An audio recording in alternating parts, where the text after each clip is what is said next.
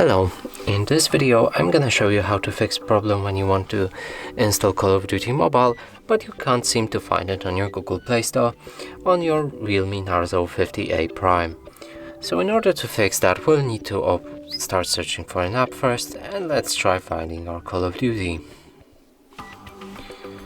So as you can see there's no game here and we can't install it. So now to fix that, let's go back, press on our profile icon, go to settings, press on family, parental controls, and from here you can fix it two ways. Now disable parental controls, type in your PIN and then press OK, and you should see the game. And the second way is to go to apps and games, enter your PIN and change it to PEGI 18 like that.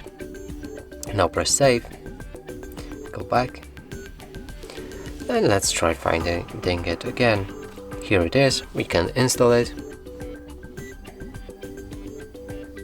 and it should download properly. And that's it for this video. Hope you like it. Please consider subscribing to our channel, leave a like and a comment below.